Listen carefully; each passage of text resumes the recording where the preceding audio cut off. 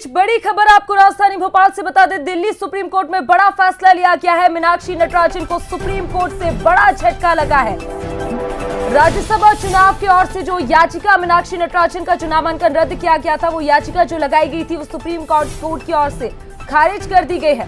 तो इस वक्त की बहुत बड़ी खबर आपको बता रहे हैं, मीनाक्षी नटराजन को सुप्रीम कोर्ट से बहुत बड़ा झटका लगा है। मीनाक्षी की नामांकन याचिका खारिज कर दी गई है।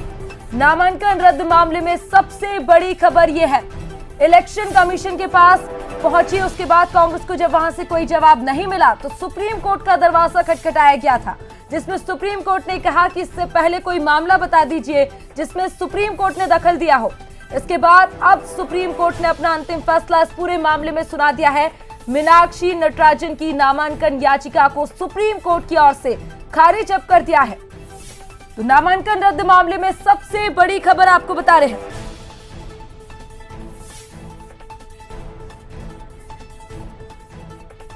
तो बहुत बड़ी खबर इस वक्त की आपको बता रहे हैं, मीनाक्षी नटराजन को सुप्रीम कोर्ट से बहुत बड़ा झटका लगा है। लगातार कांग्रेस प्रदर्शन कर रही थी, भोपाल में और मध्य प्रदेश के अलग अलग इलाकों में प्रदर्शन चल रहा था, जिसके बाद भोपाल से दिल्ली तक इस पूरे मामले में बवाल चल रहा था। इलेक्शन कमीशन के पास पहुंची, जब वहां से कोई जवाब नहीं मिला तो सुप्रीम कोर्ट का दरवाजा खटखटाया और वहां से बहुत बड़ा झटका अब मीनाक्षी नटराजन को लगा है। और चलिए इसी खबर पर ज्यादा जानकारी के लिए हमारे साथ न्यूज हेड शरद द्विवेदी जी जुड़ गए हैं। शरद जी, बहुत बड़ा फैसला सुप्रीम कोर्ट की ओर से सुनाया गया है। मीनाक्षी नटराजन को सुप्रीम कोर्ट से बड़ा झटका लगा और याचिका को अब साफ तौर पर खारिज कर दिया है। देखिए, अब झटका तो बहुत बड़ा झटका है मीनाक्षी नटराजन को, और सुप्रीम कोर्ट ने ये भी कहा है कि ये मामला उसके अधिकार क्षेत्र के बाहर है।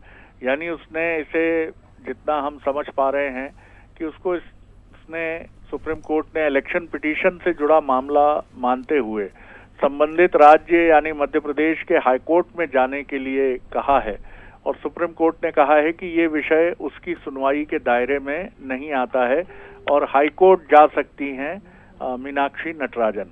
तो बहुत बड़ा झटका है, सुप्रीम कोर्ट ने इसे सुनवाई के लिए भी योग्य नहीं माना है। इस बीच मीनाक्षी नटराजन की भी प्रतिक्रिया आई है। उन्होंने कहा है कि हम सुप्रीम कोर्ट के फैसले को स्वीकार करते हैं और अब जनता के बीच में जाएंगे, और जनता के बीच में जाकर संविधान और लोकतंत्र के सम्मान का मसला हम उठाएंगे। तो कांग्रेस अपने स्टैंड को लेकर आगे बढ़ने की कोशिश करेगी, लेकिन जिस तरह 3 कॉन्स्टिट्यूशनल प्रक्रियाओं से कांग्रेस का स्टैंड खारिज हुआ है। सबसे पहले रिटर्निंग ऑफिसर, प्रमुख सचिव विधानसभा मध्य प्रदेश, दूसरी निर्वाचन आयोग दिल्ली, केंद्रीय निर्वाचन आयोग, और तीसरा जो देश की सबसे बड़ी अदालत है सुप्रीम कोर्ट, वहां भी इस याचिका को सुनवाई योग्य नहीं माना गया है। तो निश्चित तौर पर कांग्रेस काफी मायूस होगी और निराशा से घिर जाएगी, क्योंकि आखिरी उम्मीद थी और ऐसा माना जा रहा था, जो कांग्रेस की तरफ से दलीलें हैं कि उसकी याचिका पर विचार करने के लिए कई महत्वपूर्ण बिंदु हैं। तो निश्चित तौर पर इस समय सन्नाटे में है कांग्रेस, लेकिन फिर भी आंदोलन को लेकर वो आगे बढ़ेगी। अब ये भी देखना महत्वपूर्ण होगा कि क्या हाईकोर्ट में जाने का जो विकल्प सुप्रीम कोर्ट ने कहा है कि खुला है मीनाक्षी नटराजन और कांग्रेस के लिए, क्या फिर एक याचिका के साथ हाईकोर्ट का रुख करती है कांग्रेस, ये देखना काफी महत्वपूर्ण होगा। जी बिल्कुल शरद जी, साफ तौर पर बहुत बड़ा झटका लगा है और कांग्रेस को आखिरी उम्मीद जो सुप्रीम कोर्ट से कहा जा रहा था, वहां से भी अब याचिका खारिज कर दी है। तो अब देखना होगा कि हाईकोर्ट अब कांग्रेस जाती है या फिर ये मामला यहीं शांत होता है। फिलहाल शुक्रिया आपका तमाम जानकारी के लिए। तो एक बार फिर से आपको पूरी खबर बता देते हैं, मीनाक्षी नटराजन को सुप्रीम कोर्ट से बहुत बड़ा झटका लगा है। नामांकन याचिका को सुप्रीम कोर्ट की ओर से खारिज कर दिया है। हालांकि सुप्रीम कोर्ट ने कहा है, अगर हाईकोर्ट में याचिका लगाना चाहते हैं तो लगा सकते हैं। बहुत बड़ी खबर इस वक्त की आपको बता रहे हैं, नामांकन रद्द मामले में जो नामांकन याचिका थी वो सुप्रीम कोर्ट की ओर से खारिज कर दी गई है और सुप्रीम कोर्ट ने कहा कि ये जो याचिका है वो सुनवाई योग्य नहीं है। और चलिए इसी खबर पर ज्यादा जानकारी के लिए हमारे साथ एग्जीक्यूटिव एडिटर मनोज सैनी जी जुड़ गए हैं। मनोज जी, अब सुप्रीम कोर्ट ने कह दिया है कि मीनाक्षी हाई कोर्ट में अर्जी दे सकती है, तो क्या लगता है अब कांग्रेस हाई कोर्ट पहुंचेगी? देखिए, कांग्रेस हाईकोर्ट जा सकती है, लेकिन जो निर्णय आया है, सुप्रीम कोर्ट ने ये कहा है, खारिज कर दिया उस याचिका को। मकसद ये है कि अभी तक ये देखा गया है, जब जब चुनाव आयोग ने किसी तरह के निर्देश जारी किए या चुनाव आयोग या निर्वाचन की प्रक्रिया के संबंध में, ये कम ही होता है और एससी ने भी वही किया।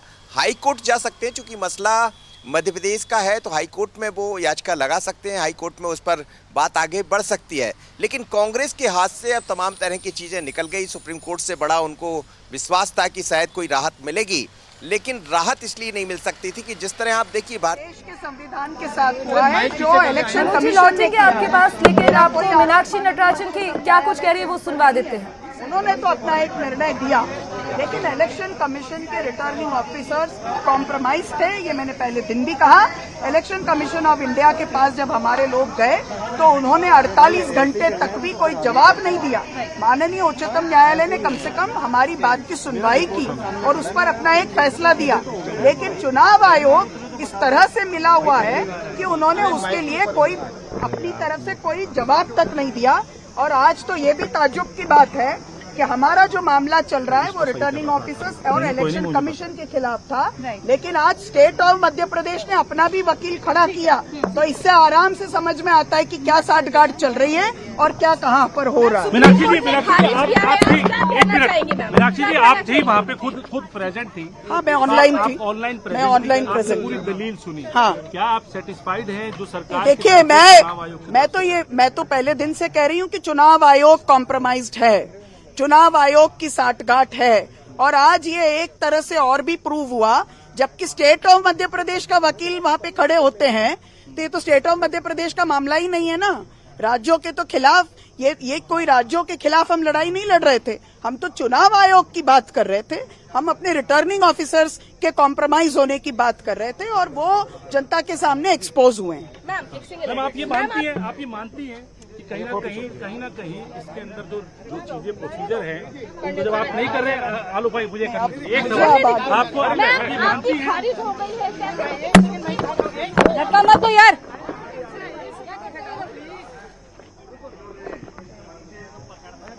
चलिए मनोज जी के पास एक बार फिर से वापस चलते हैं। मनोज जी, अगर आपने सुना हो, मीनाक्षी नटराजन ने अब साफ तौर पर कह दिया है कि जो सुप्रीम कोर्ट का फैसला है उससे सेटिस्फाई है, लेकिन इलेक्शन कमीशन पर साफ तौर पर साठगांठ का और कॉम्प्रोमाइज होने का आरोप लगाया है। जी मनोज जी। देखिए, चुनाव आयोग पर तो भारतीय जनता पार्टी से मिली भगत का आरोप कांग्रेस हमेशा से लगाती रही है। कल भी दिग्विजय सिंह, राहुल गांधी ने वही कहा था कि अभी तक वोट चोरी होता था, अब सीट चोरी हो गई। लेकिन सुप्रीम कोर्ट जब मसला पहुंचा तो सुप्रीम कोर्ट ने याचिका खारिज कर ये भी बता दिया है कि भारतीय जनता पार्टी जिस मुद्दे को लेकर वहां पहुंची थी, जो निर्वाचन आयोग ने याचिका खारिज किया, इसका मतलब यह है कि कहीं उसमें कुछ है। हालांकि अभी हाईकोर्ट की जो बात कर रही थी, मीनाक्षी नटराजन भी बात कर रही थी, तो हो सकता है कि आगे चलकर कुछ चीज़ें दिखाई दे। लेकिन इस वक्त की सबसे बड़ी खबर ही ये है कि कांग्रेस को झटका लगा है। चुनाव आयोग पर तो सवाल उठाती रहेगी कांग्रेस, उसका हक भी बनता है, वो विपक्ष में है यदि कहीं ऐसा लगता है। लेकिन जो प्रूफ देखता है न्यायालय, प्रूफ की बात होती है, तो हमें लगता है जो साक्ष्य और तमाम तरह की चीज़ों पर चर्चा चल रही थी, सुनने से एक तरह से कहा जाए तो सुप्रीम कोर्ट ने उसको गंभीरता से उस तरह नहीं लिया जैसी चीज़ें दिखाई दे रही थी, जैसा कांग्रेस को उम्मीदें थी। तो मकसद अब यही है कि भारतीय जनता पार्टी का तीसरा कैंडिडेट महेश केवट के रूप में राज्यसभा कल ही निर्वाचित हो गए थे वो, और अब वो निर्वाचन की प्रक्रिया के बाद, सुप्रीम कोर्ट के निर्णय के बाद भी और साफ हो गया है कि अब कोई अड़चन नहीं बची है। हाँ, ये मसला उठाती रहेगी कांग्रेस, सड़क पर दिखाई देती रहेगी, लेकिन आप देखिए समय का, टाइमिंग का देखिए। एक तरफ सुप्रीम कोर्ट में सुनवाई चल रही थी, दूसरी तरफ भारतीय जनता पार्टी की तरफ से कृष्णा गौर एक प्रेस कॉन्फ्रेंस ले रही थी।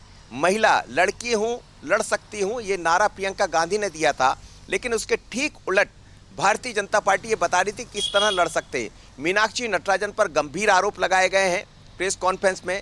एक तरफ सुप्रीम कोर्ट का निर्णय आया और ये कहा गया कि जब उस महिला के साथ जो घटनाक्रम घटित हुआ तेलंगाना में, वो कांग्रेस की नेत्री थी और कांग्रेस के नेता ने ही उसके साथ रेप किया, लेकिन सपोर्ट किया मीनाक्षी नटराजन ने। ये वही मसला है जिसको लेकर भी कांग्रेस इसको छिपाना चाहती थी। क्यों नहीं बताया निर्वाचन आयोग के सामने राज्यसभा के चुनाव के दौरान, तो ऐसे गंभीर आरोप लगा गए।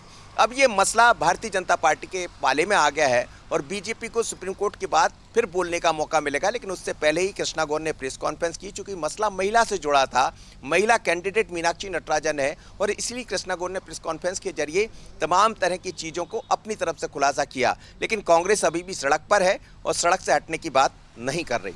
बिल्कुल मनोज जी, अब आरोप प्रत्यारोप का दौर तो अब जारी रहेगा, लेकिन सबसे बड़ी बात तो ये भी है कि मीनाक्षी नटराजन पर एक बहुत बड़ा आरोप बीजेपी ने लगाया है। अब देखना दिलचस्प होगा कि कांग्रेस अब इस पूरे मामले में क्या कुछ करती है। फिलहाल शुक्रिया आपका तमाम जानकारी के लिए।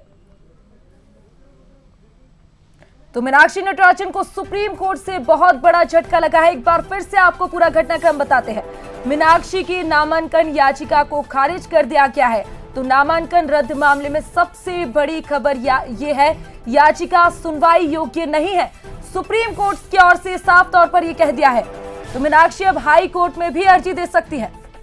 इधर कृष्णा गौर ने जो प्रेस कॉन्फ्रेंस की, उसमें बड़ा आरोप लगाया गया कि मीनाक्षी नटराजन ने जो रेपिस्ट था, जो कांग्रेस नेत्री थी, उसका सपोर्ट किया था और ये बात कांग्रेस ने छिपाई थी। ये बड़ा आरोप कृष्णा गौर की ओर से भी लगाया गया। मैं तो पहले दिन से कह रही हूं कि चुनाव आयोग कॉम्प्रोमाइज्ड है, चुनाव आयोग की साठगांठ है। और आज ये एक तरह से और भी प्रूव हुआ, जबकि स्टेट ऑफ मध्य प्रदेश का वकील वहां पे खड़े होते हैं, तो ये तो स्टेट ऑफ मध्य प्रदेश का मामला ही नहीं है ना। राज्यों के तो खिलाफ ये कोई राज्यों के खिलाफ हम लड़ाई नहीं लड़ रहे थे, हम तो चुनाव आयोग की बात कर रहे थे। हम अपने रिटर्निंग ऑफिसर्स के कॉम्प्रोमाइज होने की बात कर रहे थे और वो जनता के सामने एक्सपोज हुए हैं। मैं कोई टिप्पणी नहीं करना चाहता। तो मीनाक्षी हाईकोर्ट में अब अर्जी दे सकती है। राज्यसभा नामांकन खारिज होने पर चुनौती दी थी, जिसको सुप्रीम कोर्ट ने अब इस याचिका को खारिज कर दिया है। ऐसे में मीनाक्षी नटराजन ने भी बहुत बड़ा बयान दिया है और कहा कि निर्वाचन आयोग यानी कि इलेक्शन कमीशन बीजेपी से मिले होने का आरोप मीनाक्षी नटराजन ने लगा दिया है। तो आगे की रणनीति अब पार्टी तय करेगी।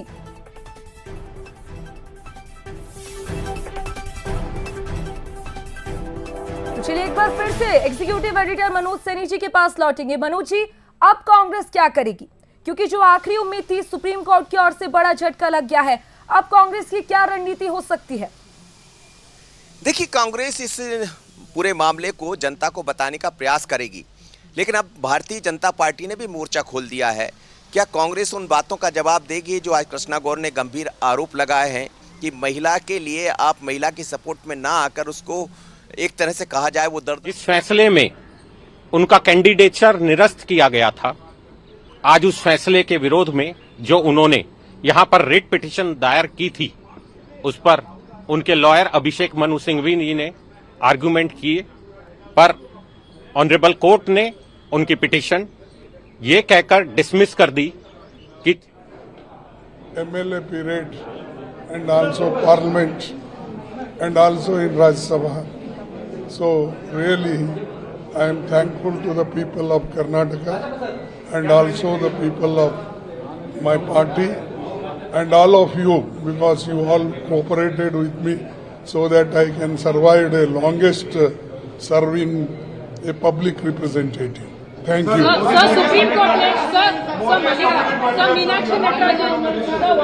मीनाक्षी नटराजन केस में अभी सुप्रीम कोर्ट ने आदेश दिया है कि वो दखल अंदाज नहीं करना चाहते हैं, वो हाई कोर्ट की तरफ जा सकते हैं। सर, मीनाक्षी नटराजन केस में सुप्रीम कोर्ट ने अभी ऑर्डर दिया है सर कि वो दखल अंदाज नहीं करना चाहते हैं, वो हाई कोर्ट जा सकते हैं। ठीक है, वो उनका कहना क्या है। पहले इलेक्शन कमीशन, फिर बाद में हाई कोर्ट, फिर उसके बाद आप सुप्रीम कोर्ट आओ, ये उनका कहना है।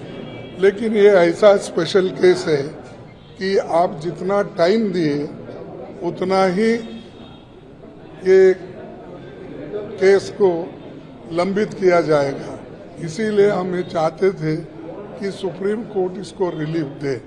फिर भी उन्होंने जो कहा है उसी तरह से हम हाई कोर्ट जाएंगे।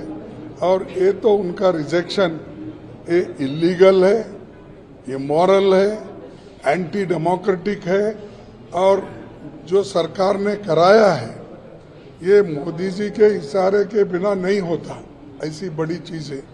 और मोदी जी ये पर्पसली कांग्रेस पार्टी को खत्म करने के लिए, डेमोक्रेसी को खत्म करने के लिए ये साजिश रख के हर जगह वो अपने लोगों को बिठाकर रिटर्निंग ऑफिसर्स जो खास करके उनके चाहने वाले लोगों को वहाँ पर बिठाकर ऐसी चीज़ें कर रहे हैं। और यही चीज़ उन्होंने झारखंड में की है कि एक बड़े कॉरपोरेट मालिक के आदमी को वहाँ पर बिठाया और जिनको मेजॉरिटी नहीं है वैसे आदमी को वहाँ पर बिठाया है।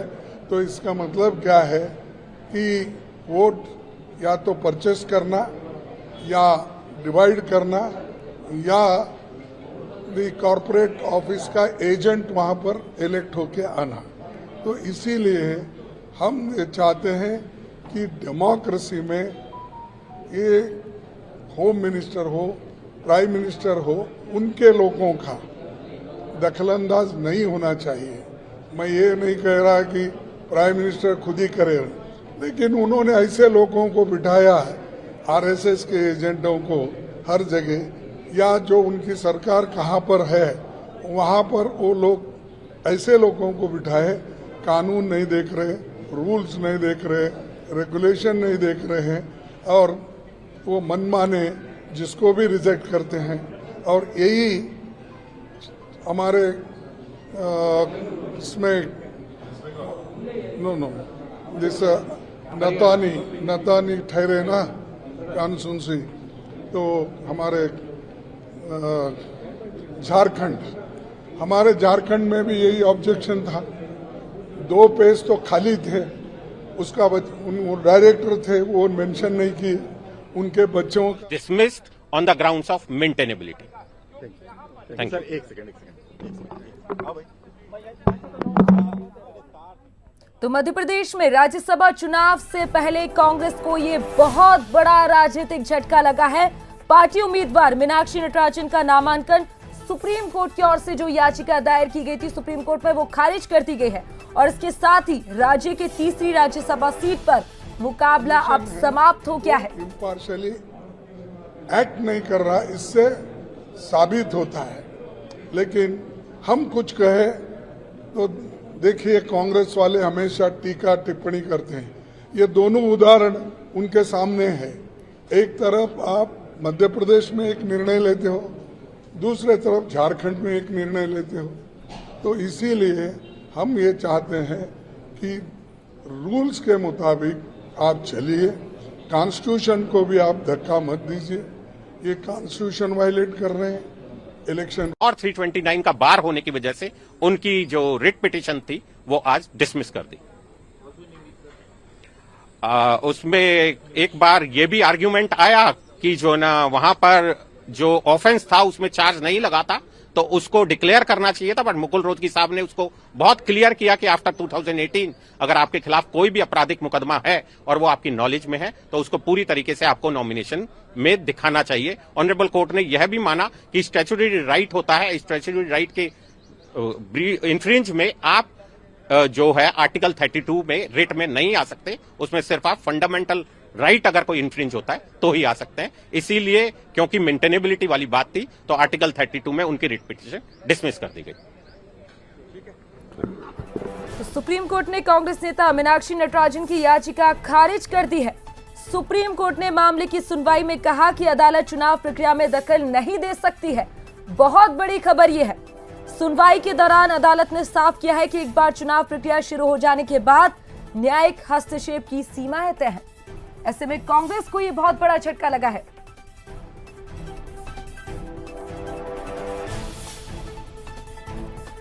और चलिए इसी खबर पर ज्यादा जानकारी के लिए अब हमारे साथ कांग्रेस से पूर्व विधायक शैलेंद्र पटेल जुड़ गए हैं, तो बीजेपी से पूर्व विधायक यशपाल सिंह सिसोदिया जुड़ गए हैं। आप दोनों का ही बंसल न्यूज पर स्वागत है। धन्यवाद। शैलेंद्र जी, सबसे पहले तो मैं आपके पास आऊंगी। जो कांग्रेस को उम्मीद थी सुप्रीम कोर्ट से, अब वो तो नहीं रही, क्योंकि सुप्रीम कोर्ट ने साफ तौर पर कह दिया कि हम इसमें दखल नहीं करेंगे। अब कांग्रेस क्या करेगी? हाई कोर्ट जाएगी क्या? जो देश में कानून की व्यवस्था है उनका हमने पूरा पालन करने का प्रयास किया। जी। पहले हम इलेक्शन कमीशन में इस चीज को लेकर गए, जब बात नहीं सुनी गई तो हम सुप्रीम कोर्ट पे हमने अपनी पिटीशन लगाई और माननीय महामहिम राष्ट्रपति जी से मिलने का प्रयास किया ताकि उनको पूरे मामले के लिए हम संज्ञान में लेकर आए और उनसे न्याय की गुजारिश करें। माननीय राष्ट्रपति महोदय का यहाँ से हमें समय नहीं मिल पाया।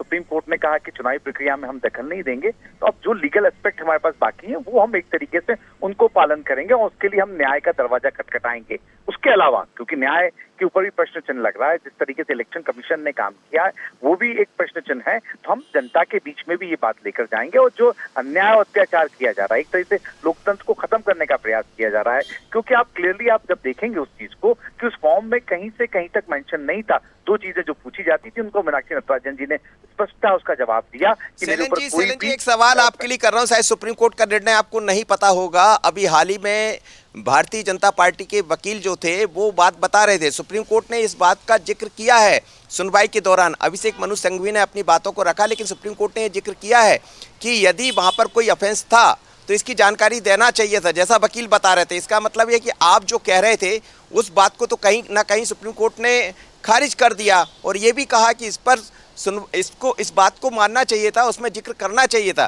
धारा 32 का कोई वो जिक्र भी कर रहे थे। जी देखिए, पहली बात तो ऑफेंस कोई बना ही नहीं है, क्योंकि आप और हम जितना कानून को समझते हैं उस अनुरूप क्योंकि एफआईआर दर्ज हुई नहीं थी, कोर्ट ने अभी संज्ञान में नहीं लिया था तेलंगाना के। उन्होंने एक लीगल नोटिस जारी किया था और लीगल नोटिस का जवाब भी मीनाक्षी जी ने दिया था। उनके ऊपर कोई अपराध से दिया, कोई अपराध को रजिस्टर्ड नहीं किया गया था। दोनों में बहुत फर्क है।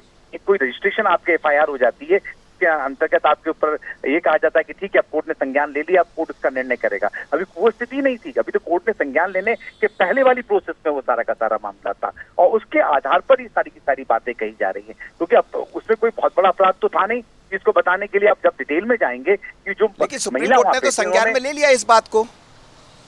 देखिए, सीधी सी बात है कि अगर किसी चीज को लेकर आपको रिजेक्शन के मनी बना लिया कि हमें इस तरीके का हमें अपना के किसी को चुनाव नहीं लड़ने दिया जाएगा, तो वो तो सारी की सारी चीजें करेंगे ना।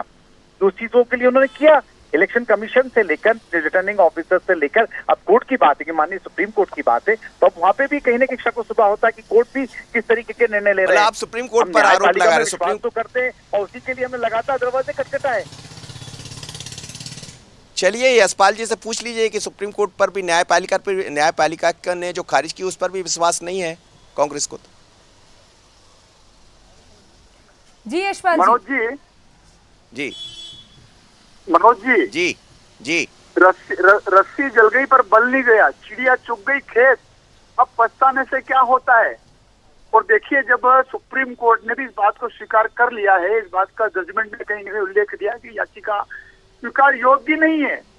ये जनता की अदालत में भी हार रहे हैं और न्यायपालिका की अदालत में भी हार रहे हैं। और देखिए दिखावा कितना कर रहे हैं कि हवाई जहाज में प्लेन में बिठा करके सारे विधायकों को राष्ट्रपति महोदय से बिना समय लिए चले गए और बिना समय लिए गए। राष्ट्रपति महोदय वहां पे है ही नहीं, समय लिया नहीं है और दिखावा कर रहे हैं।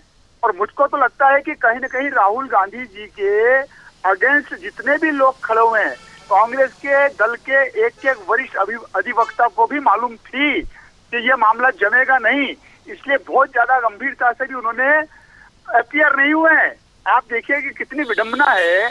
और निर्वाचन आयोग, भारत निर्वाचन आयोग कार्यक्रम की सुनिश्चितता को स्वीकार करवाते हुए जो व्यवस्थाएं सुनिश्चित करता है, और आज तो एक चैनल ने जिस प्रकार से उस पीड़ित महिला का एक्सक्लूसिव इंटरव्यू लिया है, उससे बहुत कुछ सामने आ रहा है परिदृश्य।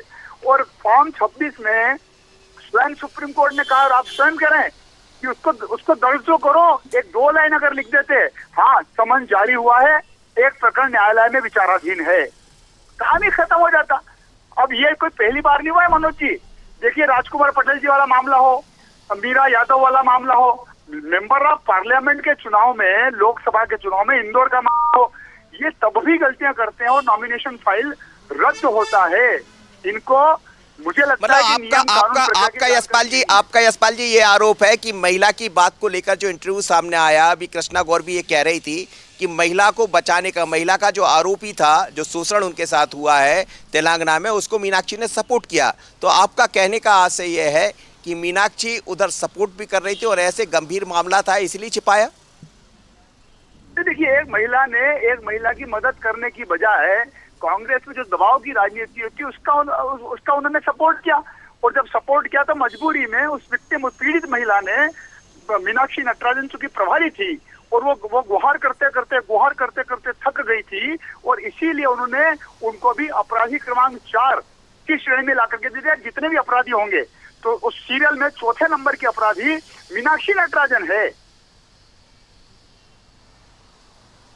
चलिए, निश्चित रूप से समझ आ रहा है कहीं ना कहीं पलक की भारतीय जनता पार्टी और कांग्रेस इस मुद्दे को और गरमाने वाली है, क्योंकि आगे चलकर अब ये सड़क की राजनीति बनेगा, लेकिन सड़क पर सवाल ये कि जनता किसकी बात मानती है, बीजेपी या कांग्रेस की। बिल्कुल मनोज जी, अब वार पलटवार का दौर तो जारी रहेगा, लेकिन सुप्रीम कोर्ट ने तो अपना फैसला सुना दिया है। अब देखना होगा कि कांग्रेस क्या कुछ करती है। बहरहाल हम आप तीनों का ही हमारे साथ जुड़ने के लिए शुक्रिया।